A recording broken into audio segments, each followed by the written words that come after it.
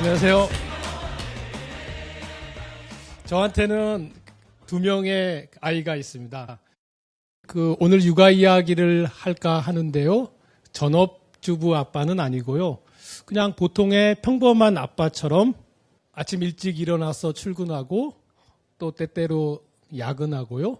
또 어떨 때는 밤늦게까지 술을 마시고 만취해서 집에 가는 경우도 있습니다. 특별할 것도 없는 아빠이고 남편인데요. 오늘 조금 특별한 이야기를 한번 해볼까 합니다.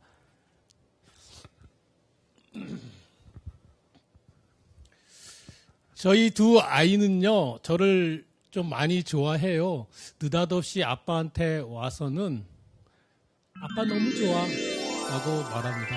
제 아내도 가끔 물끄러미 제 얼굴을 보면서 당신 정말 좋은 아빠야 라고 말해주기도 합니다. 제가 원래 아이들을 좋아한다거나 또는 집에서 아이를 보거나 그 가사를 하는 걸 좋아하거나 뭐 그런 유형의 남자는 아니었어요. 남들처럼요. 제 아내는 외국인입니다. 국제 결혼을 한 거죠. 연애는 로망이지만 결혼은 현실이더군요. 어려웠습니다. 문화의 차이가 있었기 때문에 여러 가지 충돌이 있었고요. 무엇보다 제 아내는 자기가 기댈 수 있는 친정집이 없었습니다. 제가 제 아내의 친정 엄마 역할도 좀 해야 되고 제 아내의 오빠로, 제 아내의 친구로 그런 역할을 해야겠다. 이런 생각을 했던 것이죠. 하지만 처음 아빠, 처음 남편이니까 좀 어려운 게 너무 많았어요. 제 딴에는 열심히 하려고 하지만 경험을 해봤어야죠. 그래서 좀 짜증도 나고 부부싸움도 하고 막 그랬습니다. 그러다가 먼저 바깥에서 문제가 터졌습니다. 강남 역삼동에서 아주 작은 사무소를 경영하고 있었는데 임대인이 저보고 나가라는 거예요. 인테리어 원상복구하고 말이죠. 그러면 머리가 아주 하얘집니다. 막 화가 나고요. 하지만 또 때때로 살다 보면 체념할 수도 있지 않습니까? 체념했죠. 그리고 사무소를 다 정리하고 집과 합쳤습니다. 재택근무죠. 서비스업을 하는 게 저의 일인데 재택근무니까 좀 모양새가 나지 않았습니다. 하지만 좋은 점도 있더라고요. 출퇴근 시간 5초. 이 방에서 저 방으로 가면 출근이고 또 저 방에서 이 방으로 오면 퇴근입니다. 아이들은 어린이집에서 대략 5시, 오후 5시 좀 넘으면 집으로 돌아오더라고요. 퇴근 시간. 확실히 잃은 것이 있으면 얻는 것들이 있더라고요. 아이들을 옆에서 관찰할 수 있었고 늘 아빠가 집에 있는 거예요. 아이와 저는 매우 밀접해졌고요. 언제나 아빠는 집에 있으니까 아이들이 되게 좋아하더라고요. 그 2년 동안 저는 남자로서 아빠로서 정말 눈부시게 진화를 했습니다. 그러다가 우리 첫째가 5살 되었을 무렵에 육아에 관련된 칼럼을 쓰기 시작을 했어요. 나는 아빠다. 라는 이름의 이제 연재였는데요. 하지만 저는 육아 전문가가 아닌 것이죠. 물론 집에서 아내를 도와 가사를 하고 육아를 한들 제가 학자는 아니니까는요. 서점에 갔습니다. 그래서 베스트셀러 전문가들이 쓴 베스트셀러 육아책, 자녀교육책 10권, 20권 샀어요. 그래서 열심히 읽었죠. 혹시 내가 이거 거짓말하는 게 아닌가? 전문가들은 이래라 저래라 조언을 합니다. 전문가들은 말합니다. 부모의 일관된 태도가 중요하다. 제가요 수십 년간 많은 사람들을 만났습니다. 생각과 행동이 언행의 일관성을 보이는 어른 거의 없더라고요.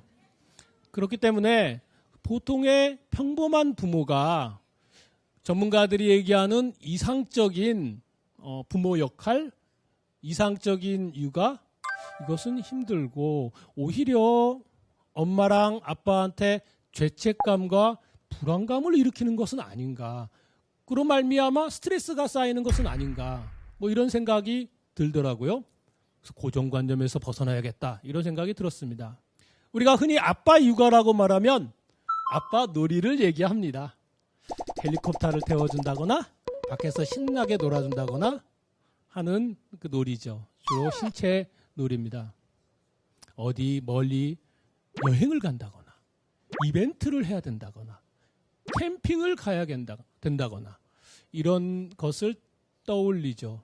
하지만 지치고 피곤해집니다. 아빠는 슈퍼맨이 아니잖아요. 낮에 일하고 오면은요, 주말에 그 애들이 일찍 일어나면 되게 싫거든요. 토요일만 되면 애들이 일찍 일어나요. 주로 아이들은 토요일에 11시 정도에 일어나는 게 좋습니다. 저는 육체적으로, 신체적으로 놀아주는 것은 하지 않습니다. 제가 피곤하기 때문에요. 아빠 놀이 좋아하죠. 노는 것을 싫어하는 아이가 어디 있나요? 하지만 아빠 놀이는 마치 밖에서 충분히 노는데 또 놀아주는 것이죠. 아빠도 피곤하고요. 저는 그저 우리 딸, 우리 아들 옆에 있는 놀이를 좋아합니다. 때때로 제 딸한테, 아들한테 세상에서 제일 재밌는 놀이가 뭐니? 그러면 잠자는 놀이라고 말합니다. 제가 여러 번 얘기를 했거든요. 아이 곁에서 아빠가 있는 것만으로도 저는 충분하다고 봐요. 아빠 눈을 맞추고 아이의 이야기를 듣고요. 또 아이가 요구하는 사소한 거 해주고요. 아이가 저한테 격하게 신체 놀이를 해달라고 합니다. 목마를 태워달라고 하고요. 그러면 저는 단호하게 거절합니다. 아빠 몸이 좀 안 좋거든. 그러다가 아빠 죽어. 그러면 이것을 여러 번 반복하다 보면 동생이 목마를 태워달라고 그래요. 그러면 누나가 세린아 그러다가 아빠 죽어 라고 말하죠. 그래서 어떤 아빠 놀이에 대한 고정관념도 육체적으로 놀아주는 거 그거 나쁘겠어요. 좋지요. 하지만 곁에서 아이 눈을 맞춰서 얘기하는 것도 좋다라는 것이죠. 그리고 또 다른 이야기를 하자면은요. 저는요. 아프리카 가정에서 자랐습니다.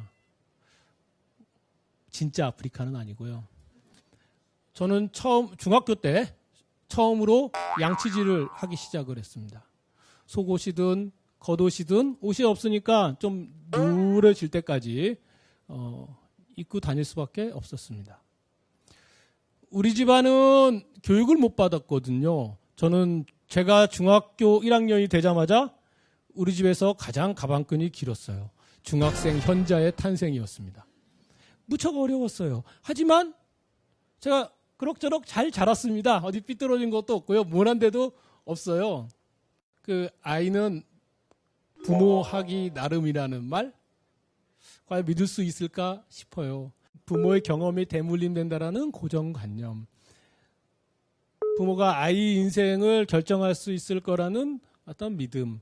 이런 거로부터 좀 더 자유로우면 좋지 않겠느냐 생각하는 거죠. 아이를 키우다가 보면 부모가 아이 인생을 결정할 수 없다고 생각해요. 아이를 키우다가 마치 육아에 어떤 도를 깨친다는 느낌이 들 때가 있었어요. 4가지의 도, 뭐 이런 건데요. 도라고 말하니까 좀 부끄럽습니다. 4가지 키워드, 4가지 열쇠말 정도가 될 것 같아요.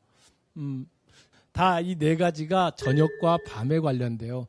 아침과 낮에는 저는 회사에서 일을 하고 있거든요. 아빠라고 해봤자 저녁과 밤이거든요. 첫 번째는 잠입니다. 저는 우리 아이들이 잠자려고 할 때, 또 잠을 자고 있을 때, 잠자다가 중간에 새벽에 잠시 깰 때, 아침에 일어날 때, 그때 아주 따뜻하고 단순하고 명료하게 애정을 표현합니다. 사실 애정 표현하는 때와 장소가 있잖아요. 뭔가 상대방이 열심히 일을 하고 있고 뭔가 몰입하고 있는데 난 당신을 사랑해요 라고 말하면 그거는 고백이 아니라 주책이잖아요. 누군가 막 일을 하고 있을 때는 뭔가 사랑 표현이 안 들어가는 거지 않습니까? 쉬고 있을 때 사랑 표현을 하죠. 아이들도 마찬가지입니다. 낮에 아이들한테 많은 애정 표현을 했다고 하더라도 그게 별 효과가 없을 수도 있는 거죠.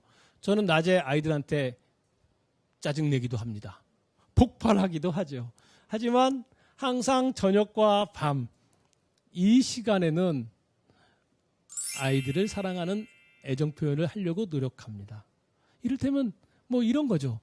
아이가 화장실을 갈 때가 있어요. 특히 이제 기저귀에서 기저귀를 갈고 속옷을 입기 시작을 했을 때요. 그러면 같이 일어나요. 같이 이렇게 하나에 이렇게 눈을 감고 같이 일어납니다. 그리고 같이 화장실 가면서 아빠는 하나에 너무 사랑해요 라고 이야기하죠. 그러면 우리 딸도 네 이러면서 아빠와 딸이 완성됩니다. 아이들이 이제 완전히 아침에 기상을 했을 때는 아빠가 할 수 있는 최고의 애정 표현을 합니다. 아침 햇살처럼 꼭 안아주고 하나에 잘 잤어, 세린이 잘 잤니? 라고 일종의 문안을 합니다. 두 번째 키워드는, 두 번째 열쇠만은 판타지입니다. 불을 끄고 눈을 감고 그냥 재미난 이야기를 해주는 것입니다. 이게 아빠들한테, 세상의 모든 아빠들한테, 세상의 모든 엄마들한테 한번 권해보고 싶습니다. 아이들은 잠을 자야 되거든요. 제가 말한 판타지라고 하는 것은 잠을 재우는 방법인데요. 아이들은 잠자기 위해서, 일찍 자기 위해서 이 땅에 태어났습니다. 그러나 아이들은 이 사명감을 잘 몰라요. 의무를 다 하려고 하지 않습니다. 잠을 잘 안 자려고 해요. 애들이 자야 엄마도 아빠도 뭔가를 할 수 있지 않습니까? 안 자요. 여러 가지 방법을 썼습니다. 책을 읽어줬습니다. 부작용이 생기더군요. 역효과만 불러왔습니다. 책을 10권, 20권을 가지고 와서 읽어달라고 합니다. 낮에 신나게 놀리면 아이들이 일찍 잔다고 합니다. 제가 그걸 모를 리가 없죠. 그런데 날마다 아이를 신나게 놀리는 거 되게 어렵거든요. 피곤한 일입니다. 이것도 안 돼요. 그러면 부모들은 다 감정이 있습니다. 감정이 폭발하죠. 큰 소리로 너 빨리 갇혀! 라고 이렇게 방으로 결국 참지 못하고 큰 소리로 방 안에 집어넣습니다.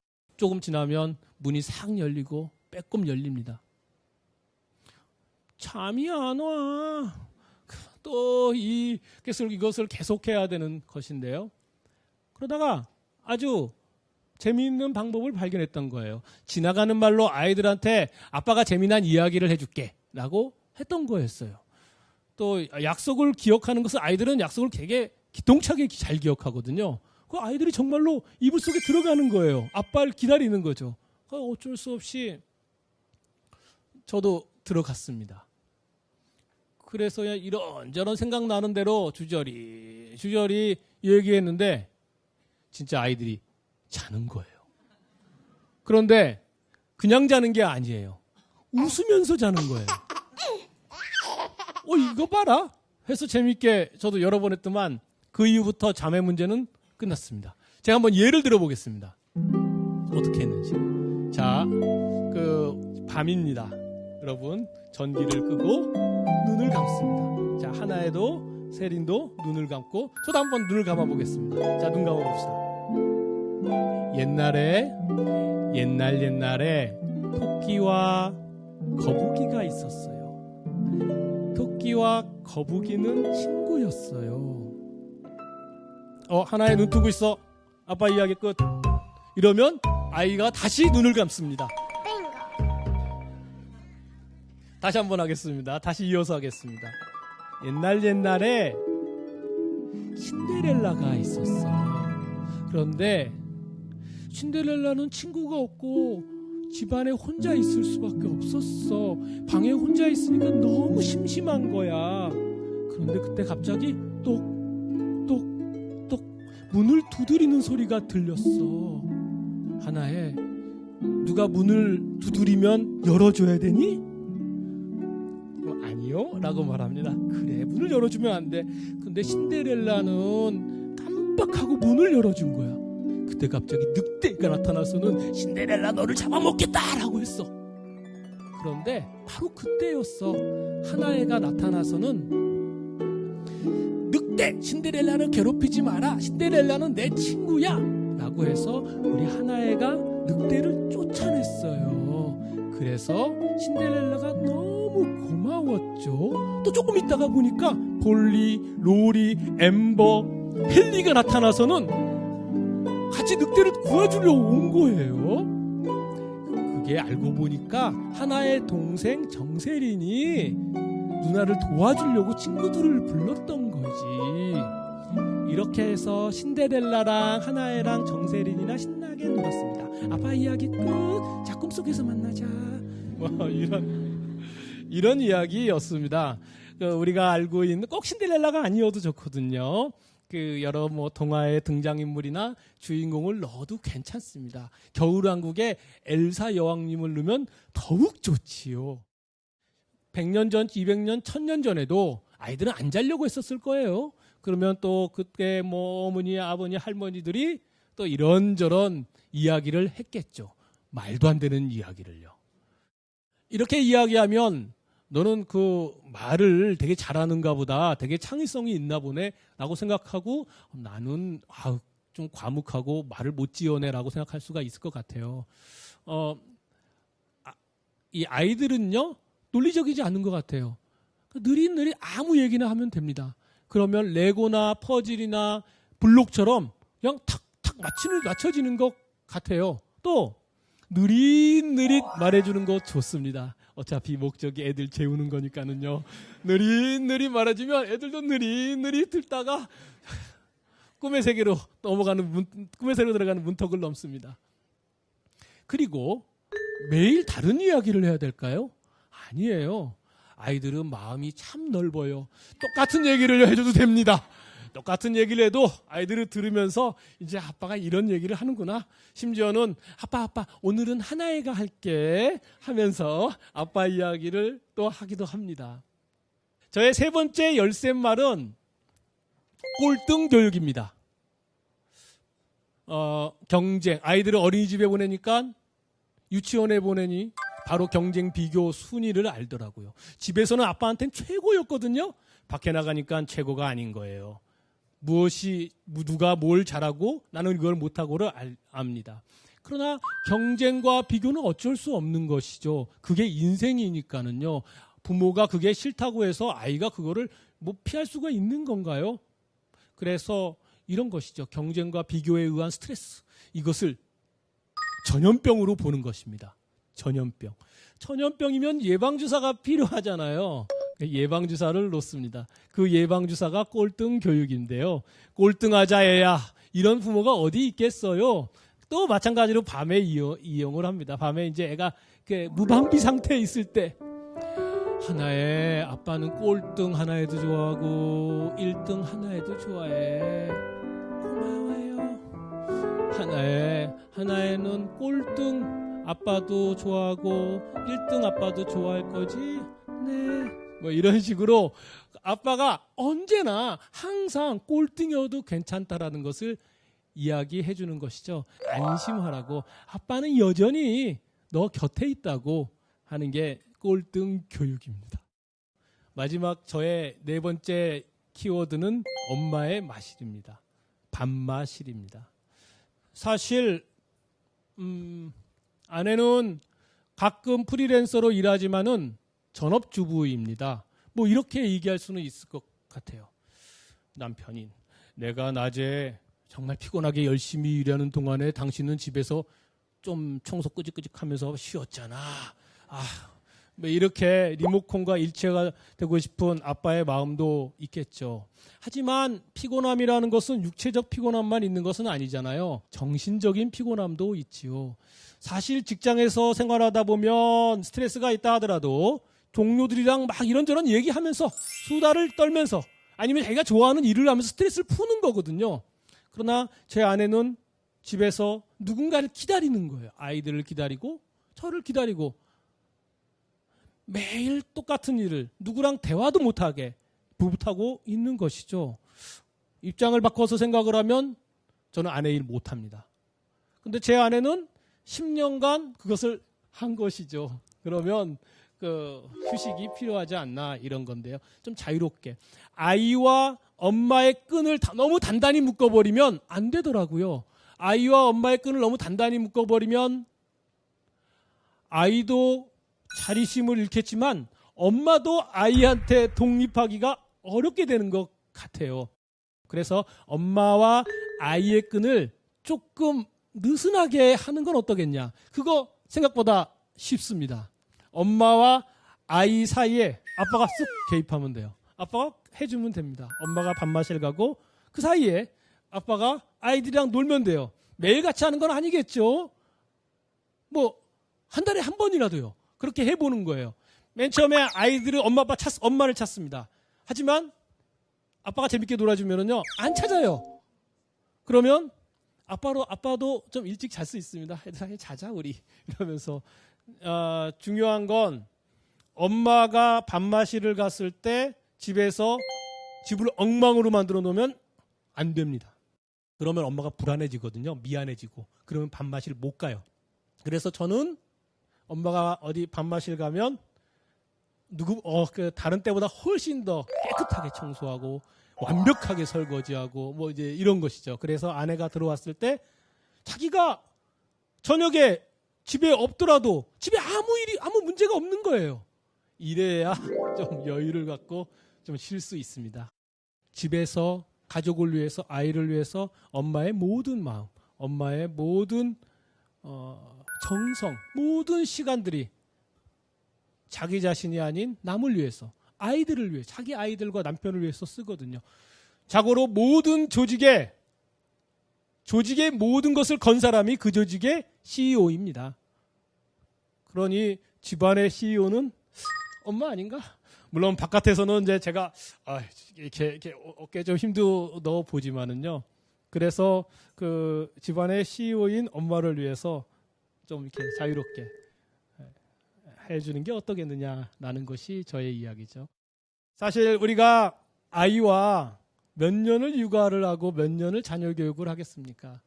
적어도 아이가 성인이 되는데 20년 이상의 세월이 걸린다면 우리는 우리 자녀들과 20년 이상을 보내야 된다는 것이죠. 때때로는 짜증이 난다 하더라도 좀 즐겁게 하는 게 좋지 않겠냐라는 생각입니다. 30대, 40대가 주택의 아빠, 엄마입니다. 다들 정신이 없거든요. 부족해요, 여러 가지로. 괜찮습니다. 부족해도 좋고 좀 못해도 좋아요. 우리 아이들은 어른들보다 마음이 넓어서 부족한 부모, 좀 못한 엄마, 아빠도 다 사랑해 줍니다. 누군가 이런 말을 하더라고요. 지금 행복한 아이가 커서도 행복하다고요. 지금 행복한 아이가 미래에도 행복하다고요. 여기에 한 문장을 더해 보겠습니다. 지금 행복한 부모가 늙어서도 행복합니다. 제 아내와 저는 아이들을 키우면서 예쁘게 늙을 것입니다. 예쁘게 늙는다는 거 썩 괜찮은 일 아닌가요? 예, 감사합니다.